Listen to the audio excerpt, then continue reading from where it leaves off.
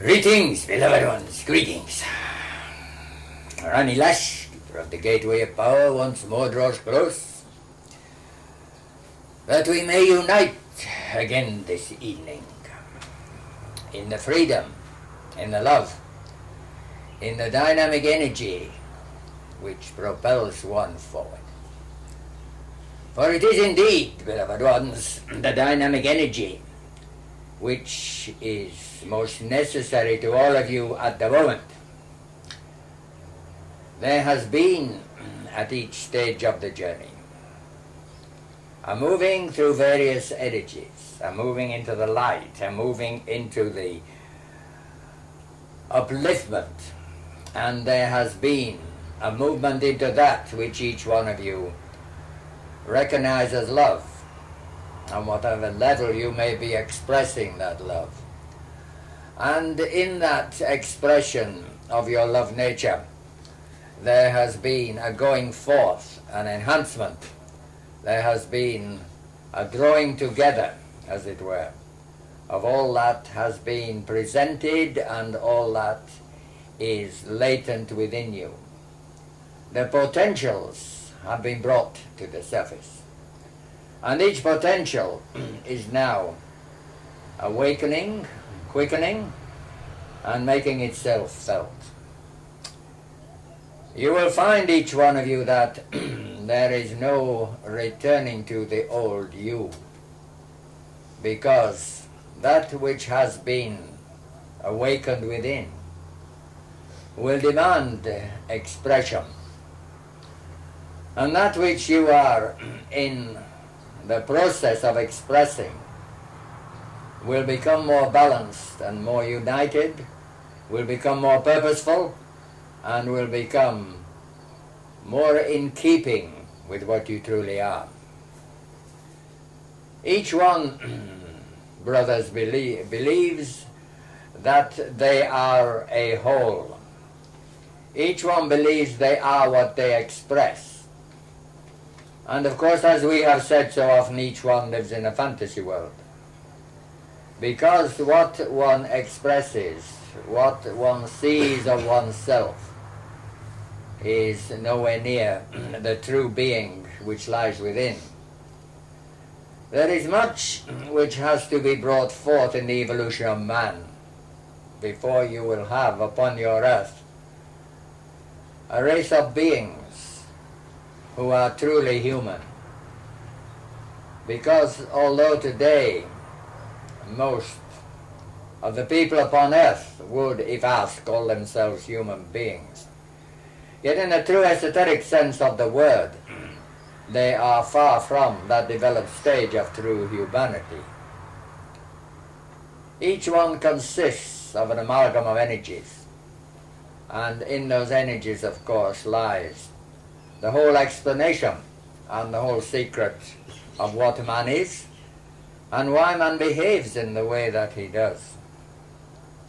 There is at the essential core of each being that higher self, that higher quality, whatever terminology one wishes to use to bring it into expression. One can call it spirit, one can call it soul, one can call it the higher self, one can call it whatever one wishes. The important fact is that it is the essential being within.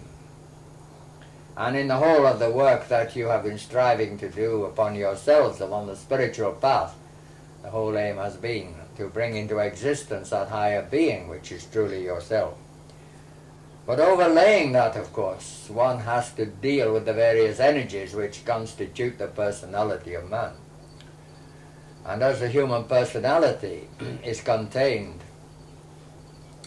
within three vitals, mental, emotional, and physical, then one has those energies to contend with, to control and to balance.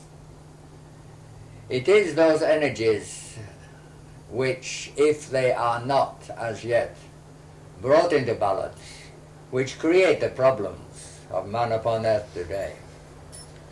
Either he is of an excessive physical energy, an excessive emotional energy or an excessive mental energy. And of course, until those three are brought into balance, which is what esoteric training is all about, then the true spiritual being cannot unfold, for the simple reason that that true spiritual essence within you all has to manifest and has to work and has to gain experience through that personality. And if it is unbalanced, then it is not possible for those higher qualities to develop. You will see this for yourself if you think about it. Therefore, the whole process of spiritual unfoldment is a process beginning with purification and integration, with a balancing of the energies of the personality and then an overshadowing of those energies by the higher self. The qualities of the higher self, which you are endeavoring to express, and many times are expressing, of course, are still in the state of the pendulum. They swing backwards and forwards, as most of you know. One day you are purely spiritual, and the next day you are purely personality. And between the two, of course, the effort to walk upon that tightrope, as we have called it, demands that your sense of balance be well developed. So we look at you as you travel upon your path, and as this is the last Friday gathering that we will be speaking to you, certainly for a fairly long period, nothing is inevitable, of course, and mostly it will be up to yourselves whether Fridays ever return again, and when the demand of your higher self is so much in expression that we see the light of it radiating, then it will be a beacon which we cannot refuse. And to that beacon we will be called, and to that beacon of light we must respond. That is the law. Therefore, as you move onwards into your expansion, as you move onwards into the expression in your daily living of all that you have been given, of the many thousands of words which have been put upon tapes and into books, and which you all have at your disposal, then you will find that the call that goes forth from your activated and focused energy will be the call which will reverberate around the cosmos, and it will indeed be heard by those brothers whose purpose it is to aid humanity, and they will be drawn in one way or another towards you. And so the future that lies within your grasp truly depends on how you are able to utilize what you are and the potential within yourselves. If you still need another incarnation or so in order to express your personalities very violently, then so be it. There is still plenty of time, your earthly time anyway. And if, of course, you wish to cut your journey short and move more quickly, then the expression of what you have within you and the effort which you make to draw from yourself the potential and to put it into expression will also shorten the journey. And therefore each one travels in his own beam of light, each one travels upon their own particular path, and each one decides at what speed they will travel, according to their karmic pattern and according to the strength of spiritual will that drives them forward. We look then at the pattern of things today, and we see that those who are working along one of the particular rays of energy, we are speaking of the 7 major rays, of course, which we have been dealing with one at a time. And those of you who are upon any one particular ray will have the different energies working within you to make your progress more dynamic. If you are on the first ray line, which is alternate numbers 1, 3, 5 and 7, or if you are on the second ray line, which is 2, 4, and 6. And in those particular energies, of course, will lie much of the directive and much of the inspiration and much of the determination that sends you forward. Your dynamic energy on a first ray will take you forward with much greater intensity, because the first ray is a dynamic energy. The second ray, which we have spoken about of love wisdom, is indeed an amalgamating energy. It is a creative energy which, in its own way, is built on magnetic attraction and draws life forms one to the other, whatever those life forms may be. And in drawing them together, of course, expands and extends their qualities and their capacity.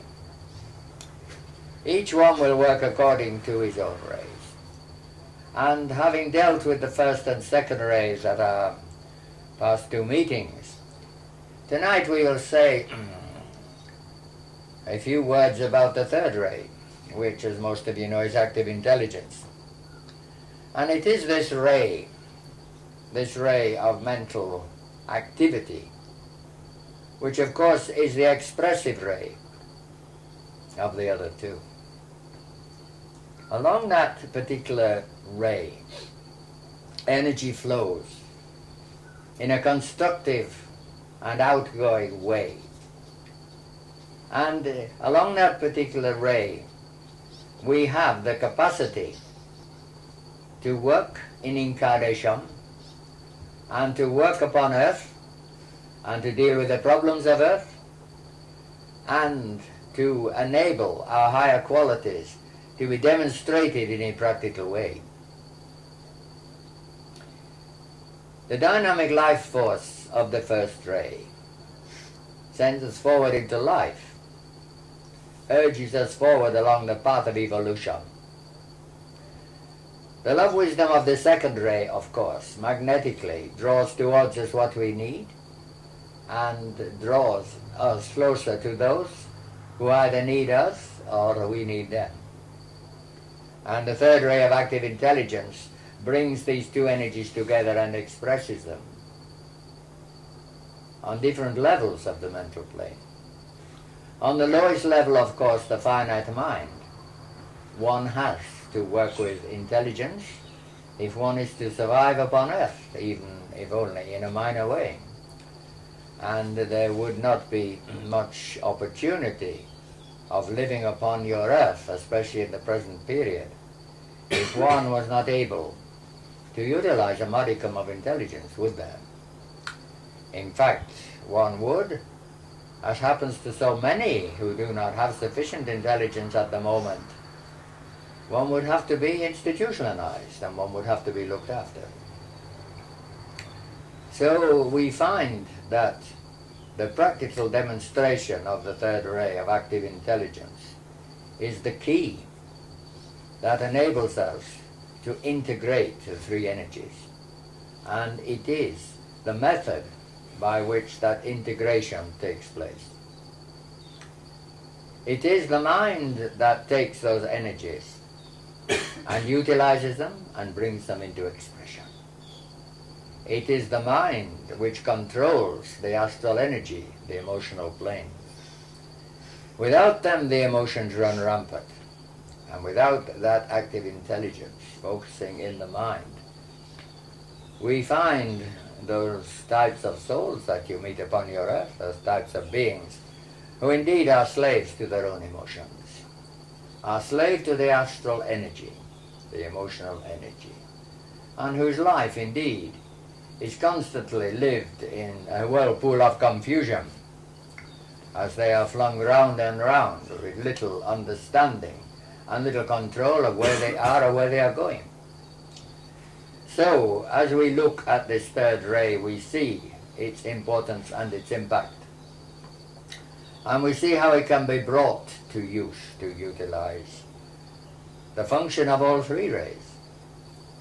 And as this particular period upon your earth, this era, this cycle, is for the whole of the human race a period of mental development rather than emotional development, then we have both an opportunity and a necessity to think about this third ray.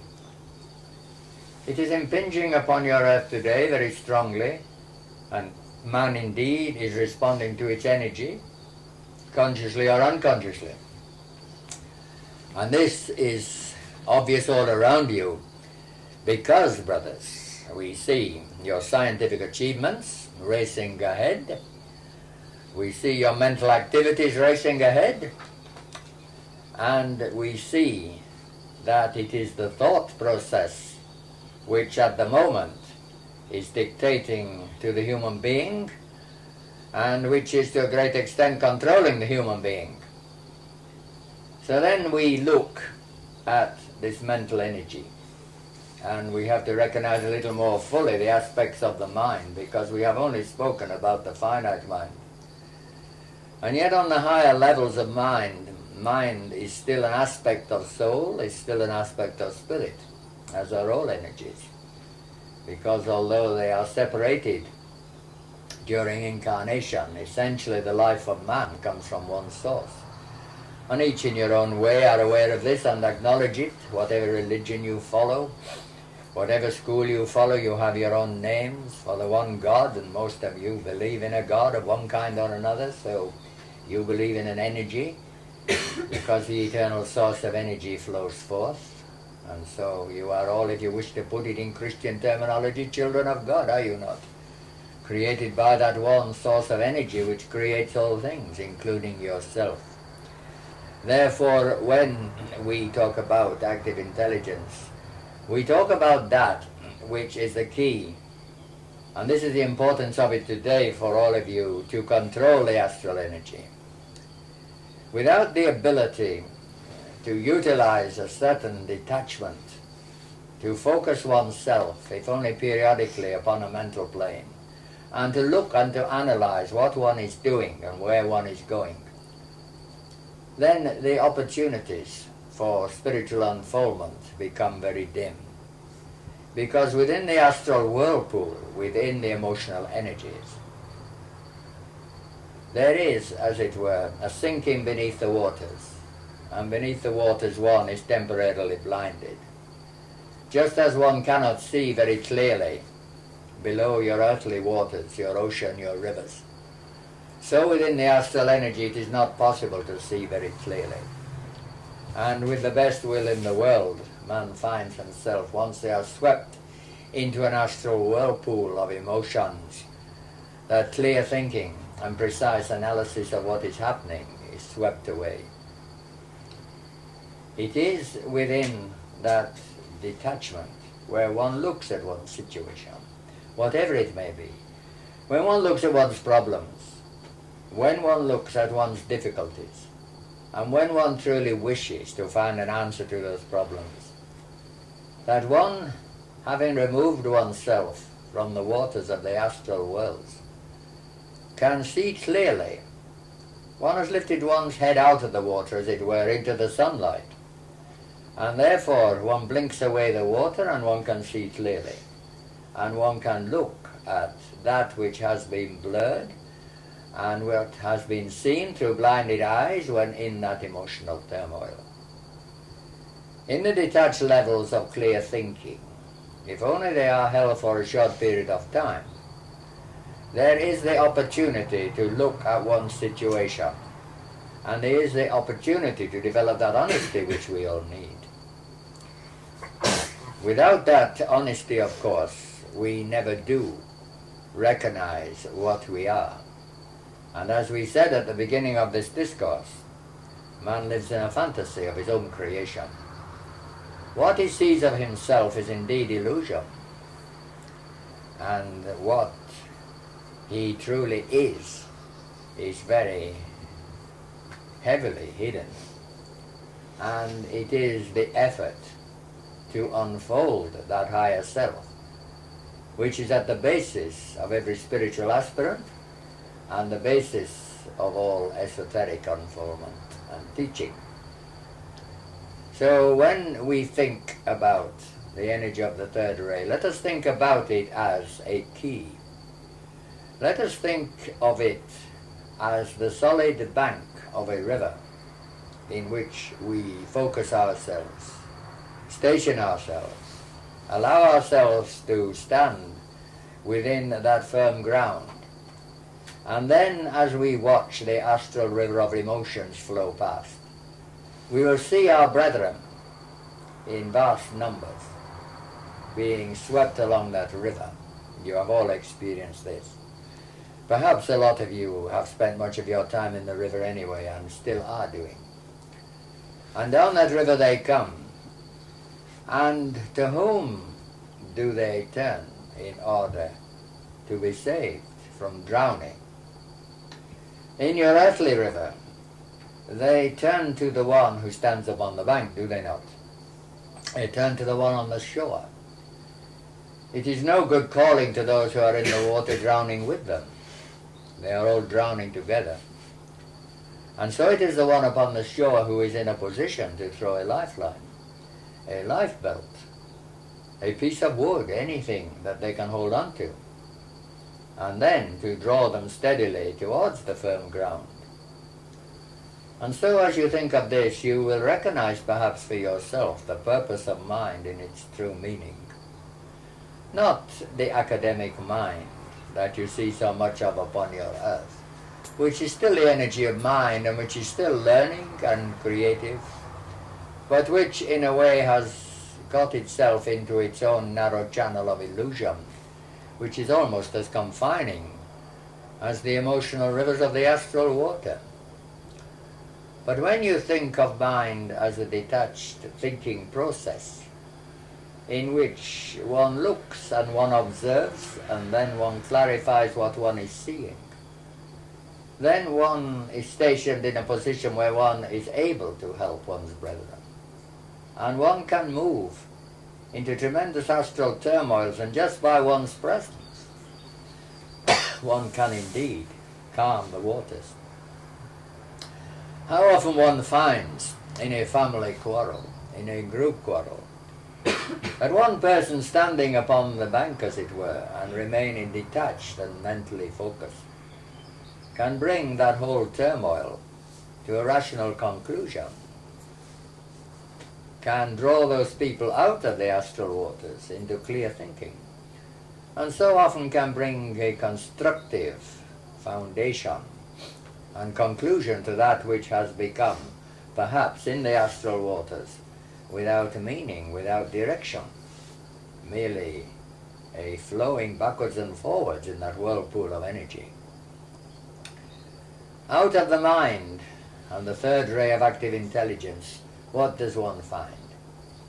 One finds, of course, primitive man, who in evolution has not reached the mental stage, but works more intuitively, on his own low levels of intuition.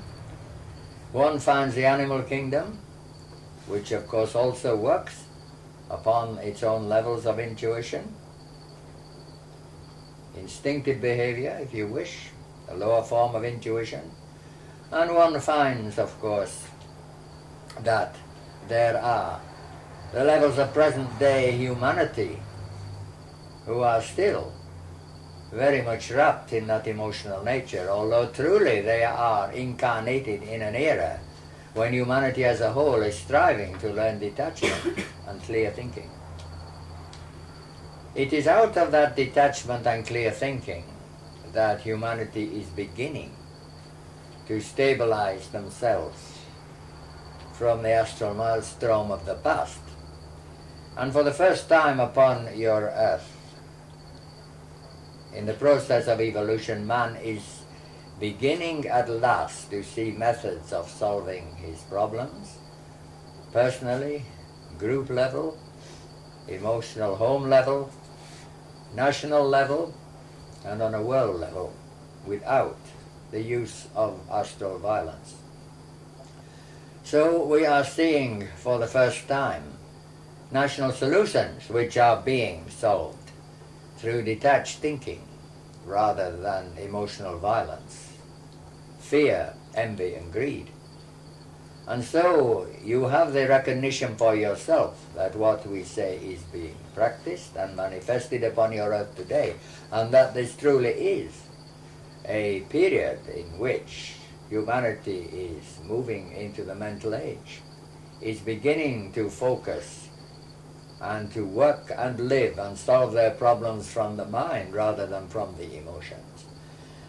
And with that change of focus, that detachment, you are already seeing the unification of nations which for so long have been in violent conflict in the astral energy. And you are seeing the gradual annihilation of that worship of violence which leads to war and destruction. And although there is a long way to go, from where we look at it, brothers, we see a vast change taking place. And in the order of humanity, we see the purpose that lies ahead, which they are beginning to grasp on an inner level, if not yet consciously. There are always those brothers like yourself who by now should be grasping it a little more consciously. And some of you, we see when we look at your aura, are indeed grasping it a little more consciously and are recognizing that there is a purpose behind life, and that you are searching for that purpose, that you are part of that purpose, and that you are looking for the way to fulfill yourselves within that purpose through your service. So we bring to your notice, and this is our last Friday meeting, the importance of the third ray of active intelligence. And we leave you to draw yourself onto that level and to utilize your spiritual will in order to do this. You will still be drawn into the astral emotions for a long period to come, of course. Rome was not built in a day. Neither is humanity changed in a day. But the process has to start somewhere. And the process of evolution has indeed proceeded for a long time. Endless billions of years in your earthly reckoning. And so why should man expect it to change overnight, especially when it is he himself who has to do the changing? Nevertheless, there has been more change accomplished in the characteristics, the constitution of man in the last century than there has been for thousands of years in the past. And this, of course, is a combination of the fact that the energies that are now impinging upon your earth, the new rays, are bringing a stimulation to the various aspects of the human being, because he within his constitution contains the same energies, remember. And therefore he is responding to that increased and intensified flow. And it is awakening and bringing to life many aspects of himself, which in the past he has not been aware of. So looking at it, we see that each one of you has something to contribute, always has had. And what we are bringing before your minds, if you are willing to face it and see it, is that it is this potential which once recognized, which is the doorway to your future. It is that which you draw from your higher self into your daily living and bring into practice for the benefit of others. It is that movement out from the demands of the personality into the free-flowing love wisdom, dynamic spiritual will, and active intelligence, all of which is contained within you, that takes you forward. One particular energy, carried to the extreme, as is often the case, leads only to distortion and imbalance. And man's progress is based upon his ability to bring balance to his nature. The recognition that each of these major energies is within one, is part of one's constitution. And the recognition that each of these major energies is also part of the divine whole. to return once again to your Christian terminology. The first ray, God the Father. The second ray, God the Son. The third ray, God the Holy Spirit. It does not matter which religion you take or which terminology you use. You are dealing with those three energies. Therefore you are dealing with yourself. And you are dealing with the Godhood within yourself, because it is the same energy. And so we see that the whole process is based on balance. And as spiritual aspirants you are searching for balance, not the driving upon one particular road, one particular ray, one particular energy. You may have the most powerful will in the world. So do all the dictators in the world. Where does it lead them? You may have the most emotional nature in the world. So do all the neurotic people who finish up in institutions. You may have the most arrogant mind and be filled with the most academic learning on your planet. You may have all the letters behind your name and all the degrees that it is possible to get. What are you, brothers?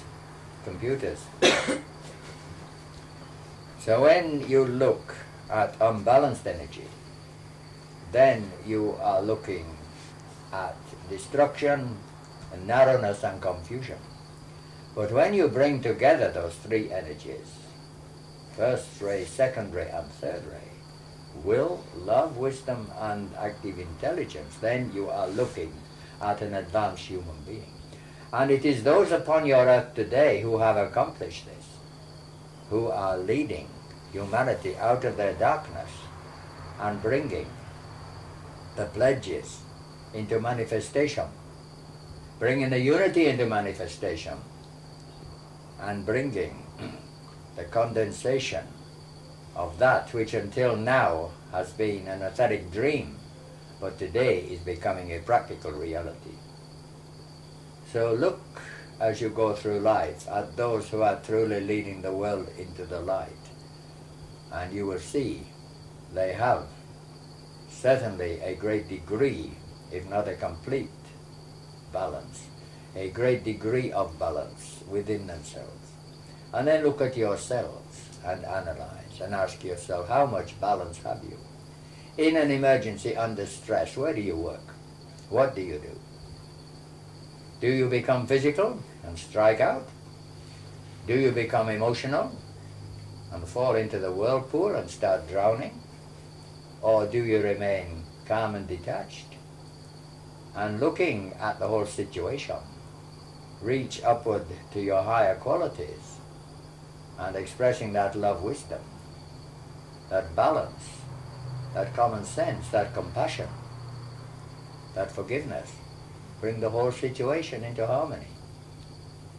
As you look from that mental level, so the other aspects of yourself are shown up clearly. And one develops honesty. And without honesty, brothers, what have we? Only the fantasy. And the more honest you become, the more you will see the real, and the more you will see the unreal. And you will not like the fantasy which you have thought was yourself. Because once you see what you truly have and what are your potentials, then that which you thought was yourself will indeed fade into nothingness. And many aspects of your lower self which you did not believe that you had, because you did not wish to see them, will become very prominent. And so each aspirant develops strength, develops honesty, and with those qualities goes forward. Think about these things, and perhaps this talk about the rays which is so rampant upon your earth today, it has become in a way a social topic. It has become the in thing, as you say, upon your earth, to speak about the rays by many who indeed have merely heard the name or read the name in a book and haven't the faintest clue as to what they are, and yet so often set themselves up as gurus to teach others what they are. If indeed you showed your own wisdom and your own mental focus. By asking those who set themselves up to teach you about the rays exactly what the rays are, you would find out how little they knew about them. And you would find out with so many how you were following the ego trip of another and helping to enhance and imbill that ego trip into them. And then you would say to yourself, is this the way I help my brother? By pandering to their follies? By pandering to their pride and their arrogance? Or do I help my brother by remaining detached and looking clearly at myself? Exactly what has my brother who professes to be a guru to give me? Think about these things, and then you will not inadvertently hinder the progress of your brother, because remember, those who present themselves as gurus are still your brothers. More so perhaps. And if your brother on the darkened path is getting lost in the dark, why not fulfill your own part in your knowledge and understanding by helping them and throwing a little light into the darkness? The ability to ask that question why, as we have always said, answers most problems. It is the most important word in your language, the English language. And if you are willing to ask why, and then when you get an answer, to once again ask why, you will travel along that golden thread until you find the initial cause of your problems. And it is from there, and only from there, that it is possible for you to eliminate them and bring them to an end. To only move to the first layer and say, there lies my problem, and to accept it as such and not to look any deeper, is merely to shelve the problem for a limited period of time, in which case it will come up again.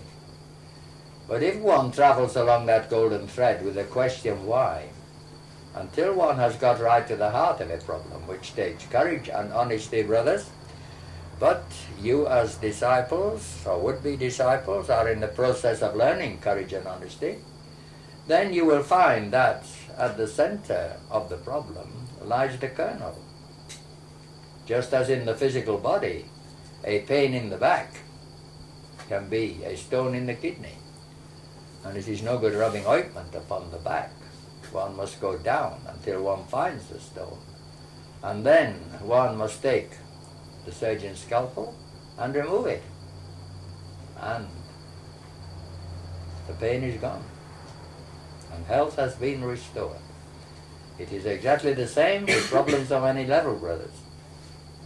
Do not be afraid to go down and find the true cause, because if one stops at the surface, one will go on rubbing on the ointment forever and get no results, and the stone will get bigger. So, brothers, you will find that in this honesty one will discover much. You will find that as one begins to look, then the answer to all problems is revealed. And if you carry this in your minds and your hearts, and you begin even only infrequently to apply it when you are in trouble, when you have a problem, then you will not only solve your problems, but you will learn so much, and you will unfold so much of your higher potential. The greatest hindrance, of course, the greatest barrier that completely blinds one and brings one's spiritual progress almost to a halt, is that very common hindrance, a very common limitation upon your earth, of taking the easy way out, and not only not looking with honesty and reaching down for the cause of the problem, but solving the matter by saying that the problem belongs to someone else, in which case one has completely closed the door to spiritual unfoldment. When we start transferring, as so many do, our problems onto others, when we start blaming others for what is happening to us, then we have indeed come to a grinding halt. And there we are going to stay in even more darkness and confusion than we were before we began. Every problem that we have is within ourselves. To attempt to blame it on others is merely begging the question, is merely burying our head in the sand, brothers, is it not? It is not their problem. No matter how much we try to put it upon them, it does not help us, but merely creates a bigger burden for our brother. Think about that, because this, we leave you with this thought, is the greatest hindrance to spiritual progress. To the majority of aspirants on the spiritual path, the willingness to take the easy way out and say, well, if I had a different friend, this would not have happened. If I had a different husband, this would not have happened. If I had a different wife or children, this would not have happened. They have caused my problem. It is their behavior, not mine. It is the way they have treated me. Indeed, it is not, brothers. It is the way you have reacted to the way they have treated you. That and that alone. And if you think about that, your endless probing with the word why will lead you down into the depth of your own being to see where you are truly focused and why your focus on one particular level to the exclusion of others has brought you into the condition that you are today. It may be a lack of intelligence or the use of active intelligence. It may be a lack of love wisdom based on self-centeredness, or it may be the lack of utilizing the dynamic power of your spiritual will. But in every case, the problem is yours. We have always said this. If your relationships are not good, look at yourself. If the world feels to be ill-treating you, look at yourself. If you're not getting what you wish, look at yourself and ask yourself why. And if you are getting that you do not wish, once again ask yourself why. And so you will begin your true spiritual journey, in which all that has been given to you, all the thousands of words that have been passed to you, and all the mantras and all the statements will begin to live within you. Then they will manifest their true power. Then they will become more than statements. Then they will become living energies and become part of you. It is useless to repeat the mantra, I wish to love, not hate, as you do in your full moon meditation, and then immediately to go out into the world and to hate the first person who ruffles your feathers. So many mantras are empty words, are they not, brothers? And that is why they do not work. Think about these things. And we leave you tonight with the energies of the third ray, amalgamed and amalgamated with the other two rays, and in the balance of this triple energy, we send you forth on your spiritual journey. Perhaps before we withdraw, some of you may wish to put in your final questions on this Friday night. If anybody wishes to speak to us?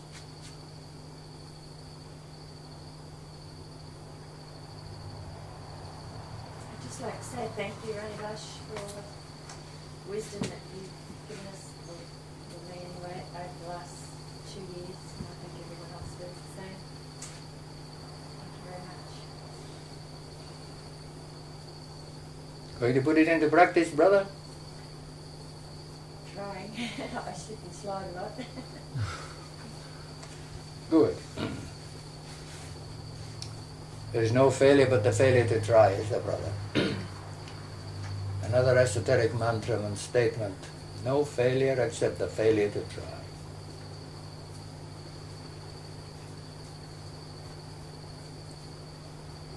Anyone else wish to ask us anything? Ranivash, I've been doing the triangle meditation for a few years now, and I still every day get a bit confused about how to do it. Why is that, brother, apart from your natural confusion? Well, I don't know. I thought of asking you for a long time. And I think, no, I can sort it out myself. What is so difficult about it, brother? We see it as the most simple thing. Can you see my triangles? Are they forming? Because it's not visualizing the other people, but it's almost where to put myself in a triangle, whether to...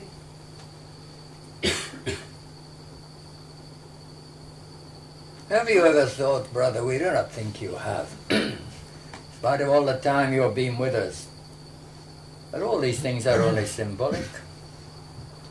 You are attaching too much importance to the pictorial triangle. That is why you are confused. It is merely a triangle of energies. Think of the energies, never mind the triangle, and never mind where you put yourself. What is flowing from you? Now you have, because of your astrological structure, the capacity to flow into people. You have the capacity to become part of people. Even though you are on a fixed sign, a cardinal sign, in fact, nevertheless, you still have the capacity to unite with people. Perhaps not so strongly as some, but only in the levels you unite with. You can let energy flow from you in a stream, and you can let it flow very freely. You are not in truth what the world calls a loner, although at the moment, for reasons of experience, the soul has chosen to give you the experience of being alone. But by nature, you still belong with others. And therefore, when you are doing triangles, all you have to do is to let the energy within you, to let the love wisdom and the active intelligence, which can visualize a practical result, flow out. Forget the symbolic form and think of the energy. You are relating to two other people in an outgoing stream of energy. Love, wisdom, compassion, service, and dynamic purpose. Think of it like that. And together you are creating a network of light around the planet. That is all there is to it. Do not get yourself tied up with inconsequential aspects of the work. Where they are, where you are, what kind of a triangle you are creating. Once you have visualized the initial triangle, which should only take a few seconds, forget it. And concentrate on the energy that is going forth from you. That is what is important. The network is there. You have made your net. You have joined your triangle into the etheric web of the planet. Then forget it and concentrate. Open your heart center and concentrate on what you are pouring into it. The love, wisdom, the compassion, the unity, the feeling of oneness. Let the world, through the etheric web, draw on you. That is the work. So difficult? No, thank you. It's like that's focusing on the heart center, and the confusion has been whether to sort of focus on the heart center or up where I usually meditate from in the head. Once more, you are already confusing it, are you not? I just thought I'd say that. What do the I centers matter, brother? Energy. The Okay. energy. Mhm. Neither the triangle, the pictorial triangle, nor the centers truly matter. Concentrate on the energies. Of course, if you're going to give those three energies, then as the will and purpose for which you are doing the exercise streams forth, you can recognize in a quick flash that it is going from the head center, because it is will and power. Do not hold on to it, though. It is not important. As the love and the compassion that is driving you forward, inspiring you to help humanity to unite, then recognize it is coming from the heart center, but do not hold on to any center.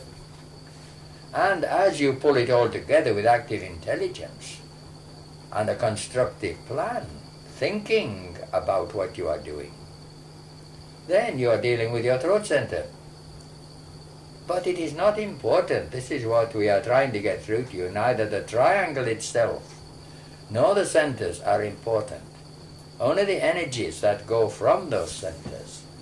Feel them rather than thinking about them. Feel the plan developing. Feel the unity of the world.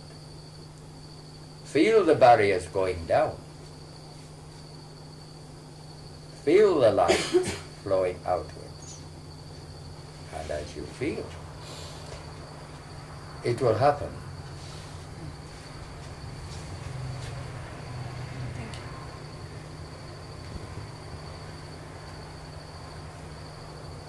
Perhaps it is good, brother, that you will continue with us on the Saturdays. We would not like to leave you on the Friday night in such a state of confusion. I'll invite you to leave with me then. Thank you.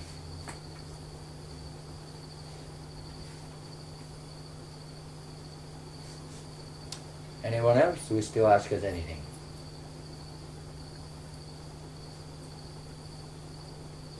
Yes, Rainy Lash, I'd like to ask a question. I'd like to understand better detachment. It's so important to maintain our own mental and emotional stability when we're dealing with other people with their imbalances. And I just, detachment going towards indifference, I just like to understand, like we're detached, but how are we connected and to the other people? Well, each one has to learn the fine line between indifference and detachment, of course.